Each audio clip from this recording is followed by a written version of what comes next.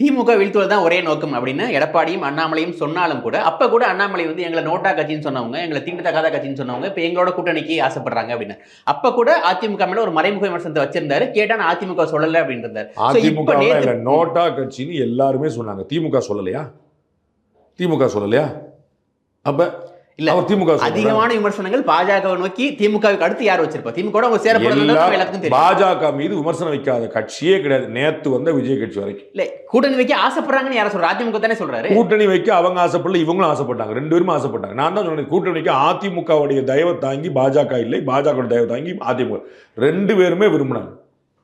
இல்ல ரெண்டு பேரும் விரும்பினாங்கன்றது புரியுது. ஆனா அண்ணாமலை திரும்ப இந்த நேற்றைய பேச்சுக்கு முன்னாடியே ஒரு தடவை வந்து மறைமுகமா அதிமுக குத்தி காமிக்கிறாரு. நீங்க என்ன சொல்ல விரும்புறீங்க? அண்ணாமலையுடைய பேச்சுகள்லாம் விமர்சனத்தை பிளவை ஏற்படுத்தாதான்றீங்க, அதானே? அண்ணாமலைக்கு விருப்பம் இல்லையான்னு கேட்கிறேன். அண்ணாமலையோட விருப்பத்தை அங்க மாநில தலைவர் சொல்லியிருப்பார், உங்கள்கிட்ட சொல்ல மாட்டார். அவர் அகில தலைவர் சொல்லியிருப்பார், அவர் உங்கள்கிட்ட சொல்ல மாட்டார். நேற்று பேசினதெல்லாம் வெளில சொல்ல முடியாது, சொன்னாது நல்லா இருக்காது அப்படின்றாரு. சொல்லக்கூடாது. கட்சிக்குள்ள பேசலாம். உங்கள்கிட்ட சொன்னா நீங்க தான் அகில தலைவர், நீங்க ஜேபி நட்டாவா நீங்க உட்காந்து உங்கள்ட்ட எல்லாமே சொல்லிட்டு போவார்.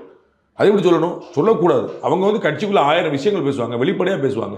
அதெல்லாம் உங்கள்ட்ட சொல்லிட்டு இருப்பாங்களா? யாருமே பேச மாட்டாங்க. திரு எடப்பாடி பழனிசாமி அவருடைய வீட்டில் டெய்லி 10 சந்திப்பு நடத்துறாரு, உங்கள்ட்ட சொல்லிட்டு இருக்கிறாரா? திரு ஸ்டாலின் 100 பேர் சந்திக்கிறாங்க, உங்கள்ட்ட சொல்றாங்களா? எது அறிவிக்கணுமோ அது முரசொலியில் வரும்.